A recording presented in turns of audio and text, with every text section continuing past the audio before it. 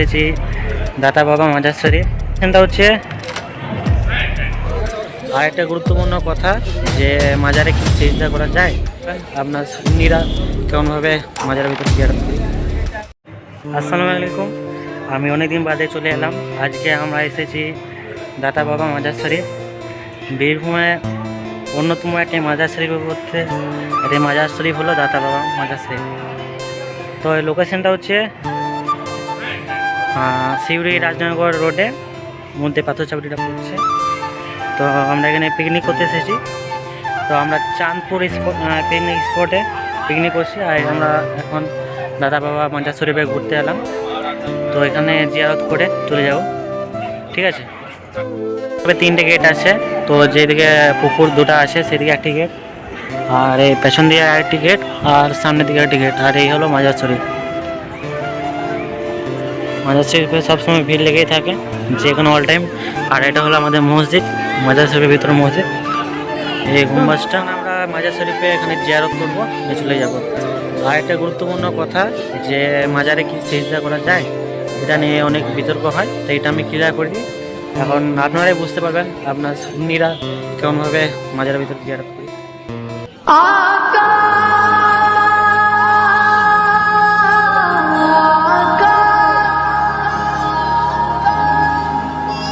मेरी बात बन गई है, तेरी बात करते करते, तेरी बात करते करते मेरी बात बन गई है, तेरी बात करते करते, तेरी बात करते करते तेरे शहर में मैं आऊं, तेरे शहर में मैं आऊं, तेरी नात पढ़ते पढ़ते, तेरी नात पढ़ते पढ़ते मेरी बात बन गई है, तेरे इश्क की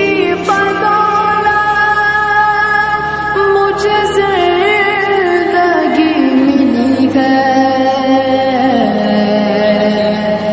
तेरे इश्क की बदौलत मुझे जिंदगी मिली है, मुझे मौत आका आए, मुझे मौत आका आए, तेरा जिक्र करते करते, तेरा जिक्र करते करते मेरी बात बन गई।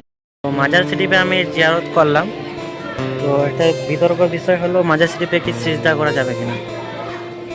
তো সিজদার ব্যাপারটা হলো যে কোনো মতে কোনো মাজার শরীফে বা কোনো মানুষকে সিজদা করা যাবে না, একমাত্র আল্লাহকে ছাড়া। যে সিজদা করবে তার থেকে বড় গুনাহ আর কিছু না, সেটা সব থেকে বড় গুনাহ। আর যে সিজদা করছে মাজার শরীফে, কেউ যদি দেখেন তো অবশ্যই তাকে বারণ করবেন, ওকে বোঝাবেন যে মাজার শরীফে সিজদা করেন না। অনেকেই করে, এখন সেই ভুলটা অনেকেই করে। সেই ভুলটা বেশি সুন্নিদের মধ্যে হয়, আমাদের সুন্নিদের মধ্যে। তো সেই ভুলটা যেন না করে তাই বোঝাবেন, ঠিক আছে।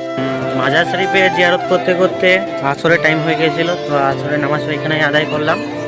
আর এখানে একটা খুব ভালো জিনিস দেখলাম যে মহিলা আর পুরুষদের জন্য নামাজের ব্যবস্থা খুব সুন্দর আছে, মহিলাদেরও আছে, কোনো সমস্যা নাই। তো পুরুষদের যদি থাকবে, ঠিক আছে। আজকে ভিডিওটা কেমন লাগলো একটু বলবেন, আর টাটা।